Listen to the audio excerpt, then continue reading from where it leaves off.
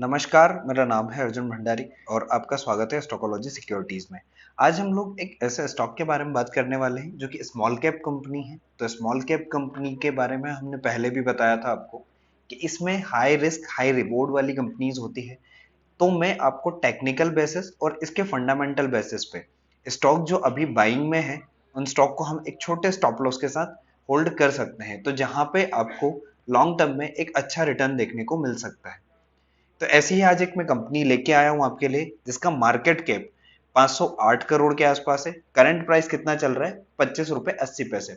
अभी ये जब मैं ये वीडियो शूट कर रहा हूँ तब इसका 25 रुपए 26 रुपए के आसपास इसका प्राइस चल रहा है। इसका एक टाइम पे आप अगर हाई देखेंगे तो 83 रुपीज के अराउंड हाई था। उसके बाद इसने 22 रुपीज 22.5 रुपीज के आसपास इसका लो भी लगा है और अभी करेंटली यहाँ पे कंपनी ट्रेड कर रही है। इसके अगर स्टॉक पीई की बात करें तो पीई अभी कितना चल रहा है? 29 यानी कि 30 के आसपास। वहीं इंडस्ट्री पीई की जब आप बात करेंगे तो ये कितना चल रहा था? चल रहा है 27 28 के आसपास। तो जब हम इसका पीई देखें, आप जब ये 83 चल रहा होगा, अब ये 83 से 25 26 पे क्यों ट्रेड कर रहा है मैं आपको ये भी बताऊंगा इसमें। और लास्ट में आपको इसका जो टेक्निकल चार्ट है उसके बारे में बताऊंगा कि कहां पे सपोर्ट बन रहा है, कहां पे इसमें बाइंग आ सकती है और कहां पे इसका रेजिस्टेंस रहेगा। ठीक है, तो यहाँ पे अभी हम देख रहे हैं तो अभी यहाँ पे चल रहा है। उसके बाद अगर पीई की बात करें तो पीई का बेसिस पे इंडस्ट्री पीई के आसपास ही चल रहा है।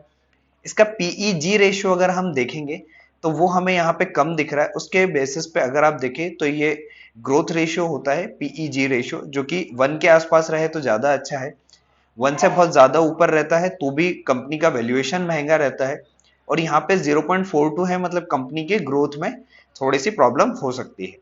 ठीक है, बाकी यहाँ पे आप डेब्ट टू इक्विटी रेशियो देखें तो वो कंपनी का कम है 0.12, यानी कि कर्ज कम है कंपनी पे। कंपनी का फेस वैल्यू 1 है। वहीं वर्किंग कैपिटल की बात करें कि कंपनी के पास पैसा कितना है तो आप देखेंगे 48.7 करोड़ इसके पास होल्डिंग में पैसा है। मतलब अभी कंपनी के पास कैश इतना वर्किंग कैपिटल है कंपनी के पास।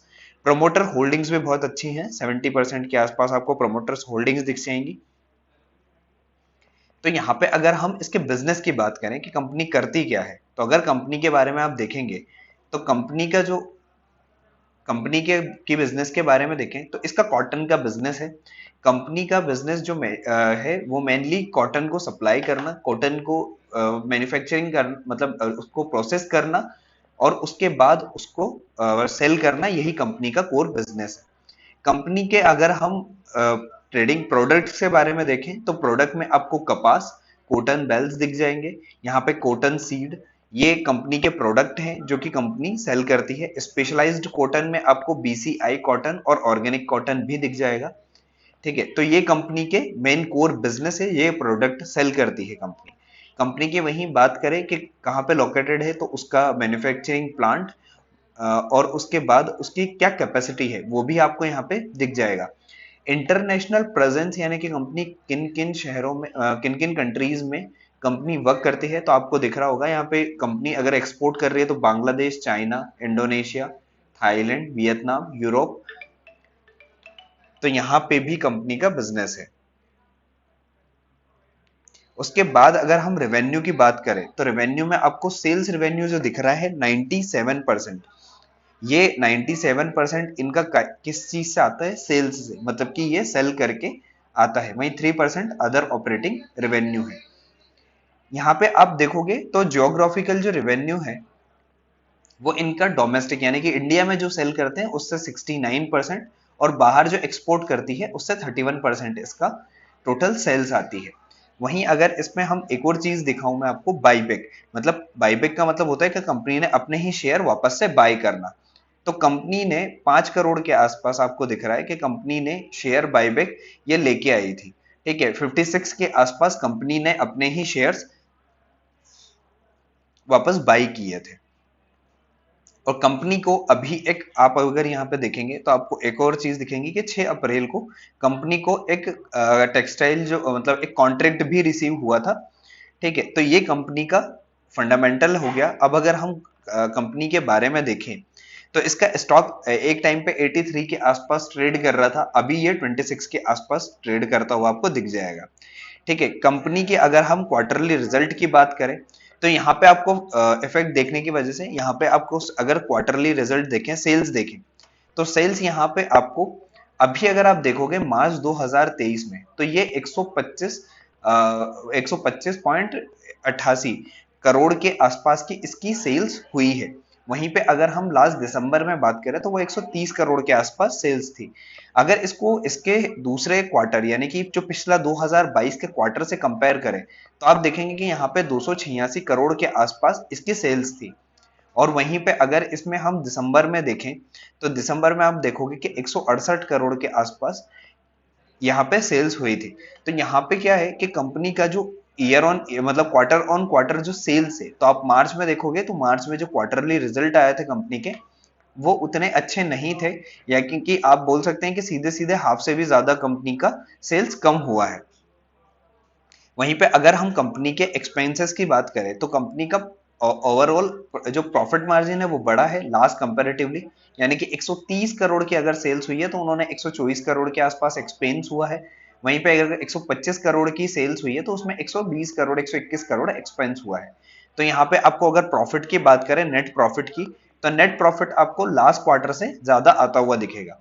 बट इसके मार्च 2023 को अगर मार्च 2022 से हम कंपेयर करें तो इसमें रिजल्ट उतने अच्छे नहीं थे। यही एक रीजन था कि जब इसके क्वार्टरली रिजल्ट अनाउंस हुए थे तो स्टॉक प्राइस गिर गया था इसका।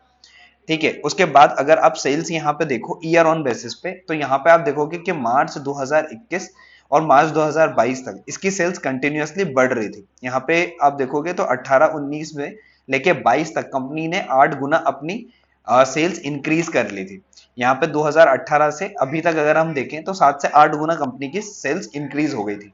बट यहाँ पे मार्च 2023 के जो रिजल्ट है उसके बेसिस पे कंपनी के उतने अच्छे रिजल्ट नहीं थे, और इससे क्या है, इसी का एक रीजन था कि यहाँ पे कंपनी का जो शेयर प्राइस है वो 83 से अभी 26 पे ट्रेड कर रहा है। पर जो प्रॉफिट ऑपरेटिंग मार्जिन है कंपनी का वो यहाँ पे आप देखोगे तो वो बड़ा है, मतलब 3% के आसपास कंपनी ने जो सेल्स करी है उसमें खर्च कम किया है, जो एक्सपेंसेस है कंपनी के वो कम है। वहीं पे अगर हम नेट प्रॉफिट की बात करें तो कंपनी का प्रॉफिट जो है वो कंटिन्यूअसली इंक्रीज हो रहा है। अभी 15 करोड़ था लास्ट ईयर में, जो कि अभी बढ़ के 17 करोड़ के आसपास इसका आया है। सेल्स ग्रोथ की अगर आप 5 साल का देखें तो 35% के आसपास, पर 3 साल और अभी इस साल का नेगेटिव में दिखा रहा है, क्योंकि ये लास्ट क्वार्टर के रिजल्ट बहुत ज्यादा खराब आए थे कंपनी के। वहीं पे अगर हम बैलेंस शीट में देखें तो बैलेंस शीट में हम फिक्स्ड असेट की बात करें तो फिक्स असेट भी आपको कंपनी के बढ़ते हुए यहाँ दिखेंगे। अभी 10 करोड़ के आपको फिक्स असेट दिखेंगे कंपनी के। ठीक है, कंपनी का कोई भी इन्वेस्टमेंट नहीं है कंपनी के जो। बाकी अगर हम इसकी बात करें शेयर होल्डिंग पैटर्न की, तो यहाँ पे शेयर होल्डिंग पैटर्न में आपको दिखेगा कि जून 2022 से ये अब देखिए 10% जो इसका एफआईआई का होल्डिंग था यहाँ पे वो बढ़ के अभी 12.45 हो गया। मतलब लास्ट दिसंबर जो क्वार्टर था उसमें भी जो एफआईआई है उन्होंने अच्छी खासी बाइंग करी है। यहाँ पे पब्लिक की बात करें तो पब्लिक का होल्डिंग धीरे धीरे कम हुआ। कंपनी की अगर हम बात करें तो कंपनी का अगर आप यहाँ पे देखोगे तो कंपनी ने भी अपना जो प्रमोटर्स है कंपनी के, उन्होंने कंपनी में थोड़ा सा अपना पोर्शन कम किया है। पर अभी हम देखें तो अभी कंपनी ने जब बाईबैक लेके आई थी तो वो लेके आई थी मई में। तो यहाँ पे हमें नेक्स्ट क्वार्टर में इसमें जब रिजल्ट आएंगे तो उसमें हमें यहाँ पे जो प्रमोटर्स होल्डिंग्स है वो थोड़ी इंक्रीज होती हुई दिखेगी। तो ये थी कंपनी की ओवरऑल फंडामेंटल बेसिस पे।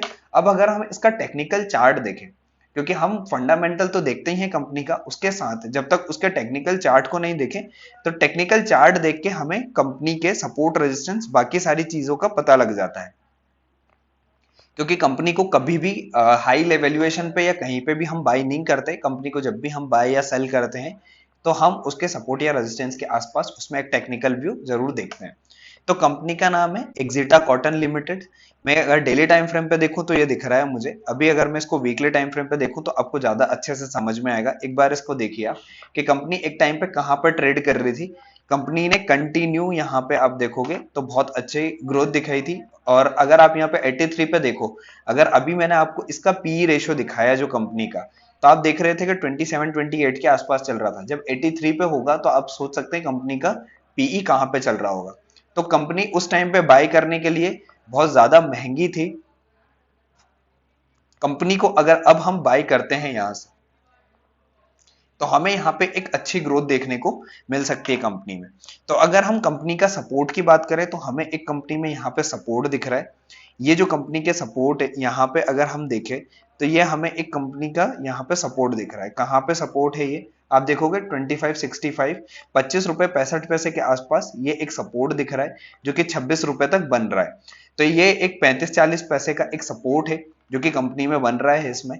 और यहाँ पे आप देखोगे तो कंपनी कंटिन्यूअसली एक डाउन ट्रेंड में थी, उसके बाद यहाँ पे आके होल्ड करी है और काफी टाइम से कंपनी यहीं पर ट्रेड कर रही है। और कंपनी ने यहां से अभी तक कोई भी आप देखोगे तो बाइंग साइड की कैंडल्स नहीं बनाई थी, यहाँ पे बनाया था, वापस से नीचे आ गया स्टॉक। तो यहाँ पे आप अगर इसमें बाइंग करना चाहते हैं तो हम यहाँ पे इस वाले एरिया में बाई कर सकते हैं इसको। यहाँ पे जब ये कंपनी यहाँ पे ब्रेक करके ऊपर जाए तो ये वाले जब एरिया है हमारा, यहाँ पे कंपनी में बाइंग बनती है। यहाँ से क्या है कि जब हम कंपनी को बाय करते हैं तो यहाँ से हमें एक छोटे स्टॉप लॉस के साथ अच्छे खासे टारगेट देखने को मिल सकते हैं इस कंपनी में। तो कंपनी में जो ग्रोथ है, आगे जो रिजल्ट है इसके, उस पर डिपेंड करेगा इसके स्टॉक की प्राइस की ग्रोथ। बाकी यहाँ पे आपको फिर भी जो कंपनी का वैल्यूएशन है, क्योंकि फंडामेंटल्स इतने खराब नहीं हुए थे कंपनी के जिस हिसाब से ये स्टॉक गिरा है, ये एक 5% वाले ब्रैकेट में आता है। इसका जो अपना सर्किट है वो 5% में आता है। तो जब भी आप इस स्टॉक में ऐसे टाइप के छोटे स्मॉल कैप स्टॉक में इन्वेस्ट करते हैं तो हमेशा उसमें एक एसएल लगा के रखें जो कि उस परसेंटेज के ऊपर ही हो। तो उसमें क्या है कि जब भी हमारा यहाँ पे जब भी नीचे आएगा स्टॉक तो हम उस स्टॉक से एग्जिट कर पाए। क्योंकि अगर यहाँ पे इस टाइप से स्टॉक जब सर्किट लगते हैं तो वहां पे हम पोजीशन हो सकता है कि वहां पे हम एग्जिट नहीं कर पाए। तो इस टाइप के स्टॉक में एक चीज का जरूर ध्यान रखना कि जब भी हम जैसे स्टॉक को अभी 26 रुपए 55 पैसे या 60 पैसे 27 रुपए पे बाय कर रहे हैं, तो उस दिन का अगर स्टॉक जो लोअर सर्किट है, उस लोअर सर्किट के आसपास आप देख ले कि कहाँ पे इसका लोअर सर्किट का वैल्यू है और उस वैल्यू के ऊपर ही यहाँ पे हम स्टॉप लॉस लगाएं। ठीक है, तो वो वाला यहाँ पे आप इसको इस टाइप से बाय करके होल्ड कर सकते हैं। लॉन्ग टर्म में ये अच्छे रिटर्न दे सकता है। तो इस टाइप से हम स्मॉल कंपनी में इन्वेस्ट कर सकते हैं। ऐसे ही हम आपके लिए नए नए स्मॉल कैप स्टॉक्स लेके आते रहते हैं जो कि अपने सपोर्ट के आसपास है, जिनमें बहुत छोटे स्टॉप लॉस के साथ आप लॉन्ग टर्म में एक अच्छा रिटर्न देख सकते हैं। तो आपने अभी तक स्टॉकोलॉजी सिक्योरिटीज को फॉलो नहीं किया है तो आप फॉलो कर लीजिए, जिससे आपको आने वाले स्टॉक्स के बारे में पता लगता रहे। आज के लिए इतना ही। Thank you.